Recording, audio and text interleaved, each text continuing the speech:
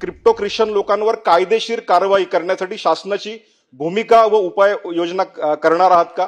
शासकीय कर्मचारी, अधिकारी, अनुसूचित जाती जमातीं कोट्यातून निवडून आलेले लोकप्रतिनिधी यांच्यावर बडतर्फीची कार्यवाही करून त्यांच्याकडनं लाभाची वसुली आपण करणार आहात का? माननीय सभापती महोदय, सन्माननीय सदस्य श्री अमित गोरखे यांनी अतिशय महत्त्वाच्या विषयावर या ठिकाणी सभागृहाचं लक्ष वेधलेलं आहे। ही वस्तुस्थिती आहे की नोव्हेंबर 26, 2024 ला माननीय सर्वोच्च न्यायालयाने एक निर्णय दिला आणि या निर्णयामध्ये त्यांनी हे स्पष्ट केलेलं आहे की शेड्यूल कास्टचं आरक्षण हे केवळ हिंदू, बौद्ध आणि सिख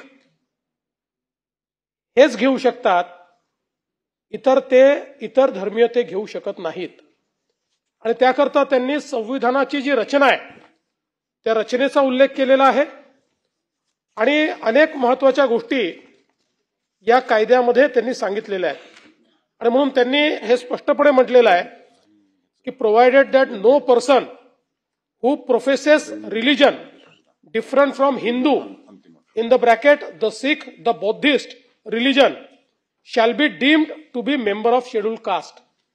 म्हणजे ज्या क्षणी तुम्ही हिंदू, सिख किंवा बुद्धिस्ट या तीन धर्म हे सोडता किंवा या तीन धर्माचे राहत नाहीत, त्यावेळी तुमचं शेड्यूल कास्ट हे स्टेटस जातं, ते तुम्हाला राहत नाही। आणि म्हणून यामध्ये फार स्पष्टपणे त्यांनी त्याची एक कारण मीमांसा देखील पुढे दिलेली आहे की त्यात त्यांनी सांगितलेलं आहे की we agree with the high court that when the appellant embraced Christianity in 1949 he lost the membership of Adi caste classifications. All Christians are treated as equals and there is no distinction between one Christian and another of the type that is recognized between the members of different castes belonging to Hindu religion. In fact, caste system prevails only amongst Hindus or possibly the same religions closely aligned with Hindu like सिखिझम आणि Buddhism.